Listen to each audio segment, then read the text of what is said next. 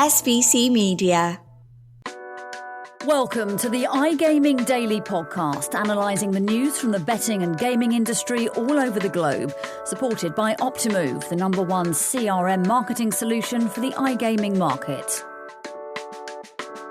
2026 has already proven to be a very busy year, even though we're only a few days into the new year. Welcome to iGaming Daily, brought to you by Optimove, the creator of positionless marketing and the #1 player engagement solution for iGaming and sports betting operators. I'm Fernando, Noodt, media manager for SBC, and your host for today, where I'm joined by two of the busiest journalists of the SBC media team, Ted Orme-Claye, editor of SBC News. How are you today? I'm good, thank you, mate. Yeah, been a busy ice, like you say. Lots of meetings, some conferences, interviews, the works. Been another solid event. Great to hear. And also editor for iGaming Expert, the busiest of them all, Joe Streeter. How are you today, man? To let you in to break the fourth wall a little bit, I'm a little bit shaken because I was just walking the corridor and I glance up, quite a way up actually, and who is walking by me but Le Predator Francis Ngannou walking straight past me. I tried to take a picture, but yeah, my hand was shaking. I believe the kids say aura. That is a man with a lot of aura right there. Yeah. Who was he here with? Do we know? I have no idea. I didn't want to ask him too many questions, but well, what a man that is. Is it the heaviest puncher in the hardest history of combat sports, right? Yeah. I didn't want to test out that record, but yeah, quite something. You know, when you meet somebody famous and they kind of... Yeah. They have all that aura. And you start behaving like Laura. So it's like... I mean, on this topic, to be fair, though, Joe, you've been doing a bit of boxing at ICE, haven't you? Yeah, so there's the behind the gloves... what would you call it? An initiative, a movement. It's run by Lee McFarlane and Julia Weigand. They take out a gym, and every morning before the conference, every day, these training sessions go on. They're brilliant. There's some real momentum behind it. People really get involved. You see, it changes the way people kind of look at events as well. They're not, people are healthier at the events. It's a great form of networking, a different type of networking. I can't speak highly enough of these events. They are so good. Just a brilliant time and really a great thing that happened at this event as well. Is it something you do back at home, training in the morning, early before going into the office? You know what? I do every now and then. Okay. But doing it here really is a good thing, right? Like get the endorphins going in the morning. As hard as it is to pull yourself out of bed at 6 a.m. before you start work. Ferb, what's your training schedule? My training schedule right now is getting off the computer and onto the couch and putting on some Netflix. I didn't like the ending of Stranger Things, but whatever. We mentioned it was a busy start of the year, and people who have really been busy is definitely the Finnish government. Because after presidential approval, they finally published the Gambling Act for Finland gambling. So why don't we start by breaking down what happened? Yeah, so the legislation, the Finnish Gambling Act, was approved in December by Parliament. And then I believe it was given the final presidential sign-off earlier this month.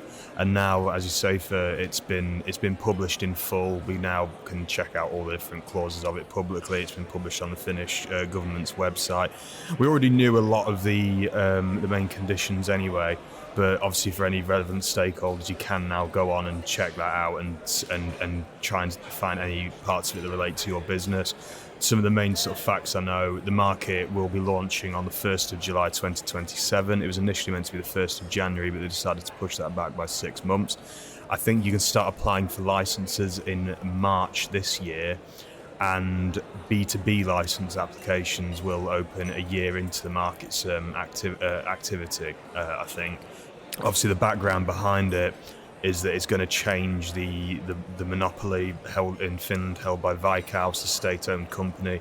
Veikkaus will continue to operate the national lottery and land-based gaming, but then online betting, online gaming, bingo, online bingo, I should say, digital slots and so on, that's all going to be open to the market, and B2C companies can start trying to get in there and and battle it out for market share. Yeah. Ted and I were at the Gaming in Finland conference on Monday evening? Monday night. Yeah, on Monday night. And it was brilliant. And I've heard lots of discussions on the show floor as well. There's been a real buzz about Finland. Really interesting market. Ted lays out the timeline. There are still things that are uncertain. And these things are important. I think it was kind of widely said that they've got things wrong when it comes to some of the marketing restrictions. Some of the marketing restrictions are quite tight and are maybe going to make life harder for the smaller operators. We know obviously a big one is no affiliate marketing. Affiliates are prohibited, but they're obviously going to stay in the market, affiliates. They won't go anywhere. So it's going to be tough to ensure that the regulated market can continue what's been a good trajectory of market swing from the black market to the regulated market, especially if you're not allowing affiliates. Right, and how important is it that Finland is finally ending the Veikkaus monopoly and right now is opening the market to the private companies? It's a big moment for European gaming, obviously. It's one of the more, for the industry, it's one of the more positive stories we've had in Europe after, in what has been a pretty heavy year, with conversations about increasingly strict regulations, lots of concerns about societal impact, consumer protection, taxation. Obviously, I know we talk tax to death on this podcast, but it is an important topic. And then Finland coming in and opening the market is something that people have been anticipating for a while, have been looking forward to for a while. Any new market launch is going to get people excited. A prospect of new revenue, new customers, new audiences to engage and so on. Obviously, like Joe said, though, there are still some areas of it where there's a few concerns around some of the things that were actually criticised by some Finnish MPs of being a bit too vague around marketing. We're not quite sure what the scenario will be until the market goes live. But yeah, and it's also just a win for consumer protection as well, because one of the main reasons that the Finnish government is doing this, is overhauling the monopoly, is because of the amount of black market and offshore and unlicensed firms that were targeting Finland, and people obviously were gambling with these companies that aren't subject to any player protection requirements under the state law. So it's a good win for consumer protection, and by extension, and probably even a bigger rationale for the Finnish government actually, it's going to be a tax win for them, isn't it? Because they're going to regulate the market, bring companies in who are paying for the license fees and paying a tax on GGR straight to them, instead of with offshore firms who obviously don't do that. You guys mentioned you were in Gaming in Finland last Monday. So, what was the reaction of the attendees of the industry about Finland finally making a move on the gaming market? Yeah, it's obviously massive excitement. I mean, the ceiling for the Finnish market is really high. Finnish people love to gamble. The unique in their trends. I don't think they're like even any other Nordic nation. They're very unique in how they gamble, but they love to gamble. It's a strong market. It's on a good trajectory at the moment of being one of the few European markets that is shifting. Black market engagement is shifting towards the regulated market. A lot of excitement, but also a degree of nervousness around making sure that the regulation is right. And as a personal prediction, I do think there will be teething problems in the market as it opens up, I think.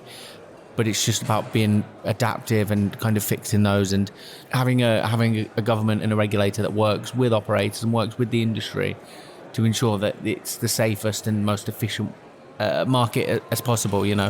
Learning mistakes from kind of other European markets where they've gone wrong, and they've kind of worked against the industry in many ways. I think we should expect some secondary legislation from some of the conversations I've had. After the market's gone live, there'll probably be some more legal changes, legislative changes. That B2B licensing moment that you mentioned, that will be a big moment, right? I think that will maybe be a time when a crossroads when maybe other changes happen as well. Yeah. And also, like I said, because there probably will be some teething problems, and then the industry and and the regulator and the politicians and MPs and so on will want to look at that and go, right, what changes we need to make to achieve what Joe said, an efficient market. I do think an area of concern will continue to be marketing and advertising, because if we look at what happened in the Netherlands, for example, the market was re-regulated, and then there was what a lot of MPs described as a bombardment of advertising, or an explosion in advertising and things like that. And that then ultimately led to the advertising restrictions that we now have in the Netherlands, which are quite strict and are attributed. A lot of people attribute those to the increase in black market activity in the Netherlands. So there is a danger that perhaps something similar could happen in Finland, because Finnish consumers are obviously only used to ever seeing adverts for the Veikkaus state monopoly. And from the 1st of July 2027, they'll start seeing adverts and marketing for a lot of other private companies. So there is a danger that perhaps some people will react negatively to that, and that is something that people should keep in mind, even though obviously there is a lot of optimism for what's going to happen. Yeah, it's a valid point. And also, we spoke about kind of breaking the monopoly a few times and kind of ending the monopoly. That's something that's easier said than done when it's so well established. You need the framework to be complementary and to allow operators of all sizes really to compete if you are going to end a monopoly in a market where it has been so strong with, like it has with Veikkaus in Finland. Europe's mistakes, advertising regulation. Remember those two things. We're going to do a very quick break, and we'll pick it right back up after this very short break. SBC Leaders connects the gambling industry's top-tier operators and associations to share the best ideas, collaborate on solving the biggest issues, and push innovation throughout the betting and gaming industry.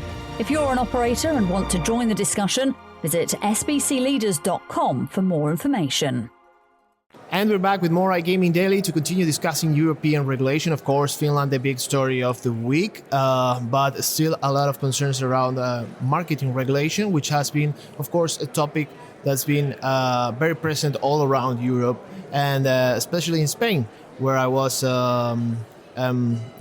in Spain, or I was in Spain actually. Yeah, I keep getting lost. Like, I've been speaking in English so much, I don't realize I'm in Spain. But here in Barcelona, we had, of course, the gaming in Finland you guys mentioned, but also the gaming in Spain, organized by Gaming Europe, of course. And the concerns in Spain are similar to those that the Finnish are seeing right now with regulation, because, of course, Spain comes from a royal decree that banned advertising, that enforced a blanket ban on gambling and advertising in the country.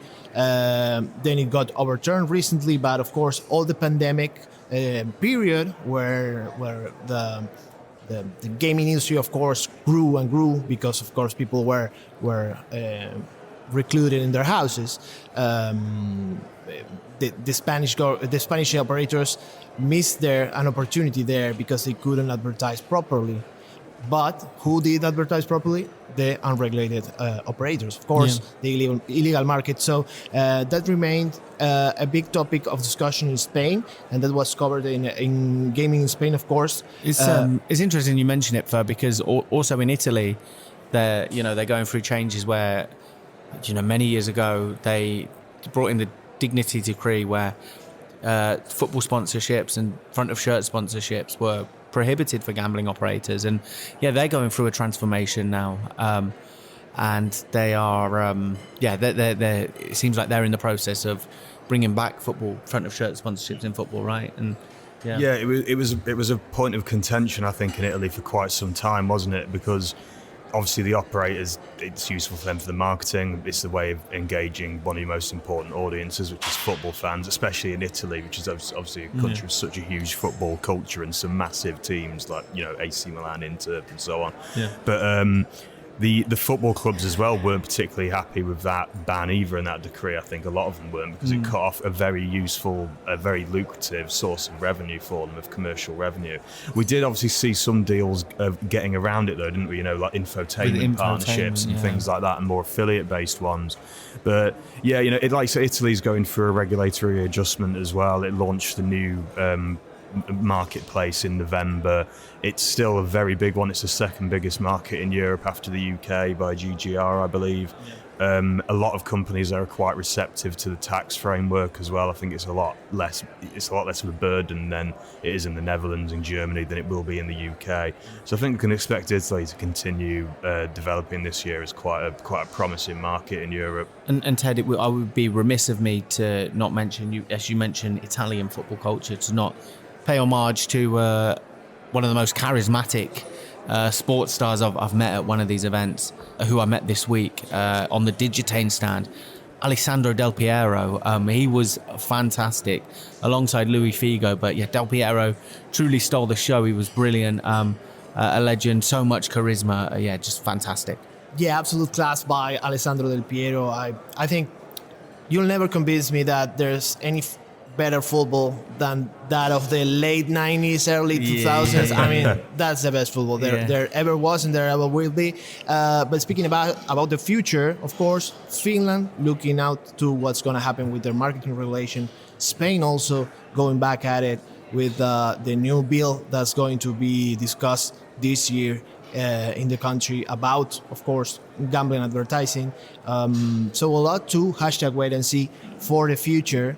What are you guys most looking forward to see this year, or what are you expecting to cover as editors of each other of your sites in 2026? I'll jump in first. I think I've talked about this before, but I think we're just going to expect a lot of regulatory adjustments to the new financial landscape that operators are going to find themselves in, particularly in Europe.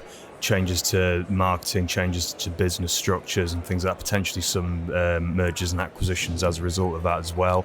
I think we'll kind of see some of that in Latin America as well, I'd imagine, with some of the new tax frameworks that are coming into play in some countries, obviously Brazil being a big one, the changes there. I think we're going to continue to see operators looking at new markets, new frontiers as well. I think we're going to see some European firms trying to push into other LATAM places beyond Brazil, given that the situation there is starting to get a bit more, was mirroring Europe, and it becoming a bit more like regulatory tense, politically tense, and the new taxes and so on.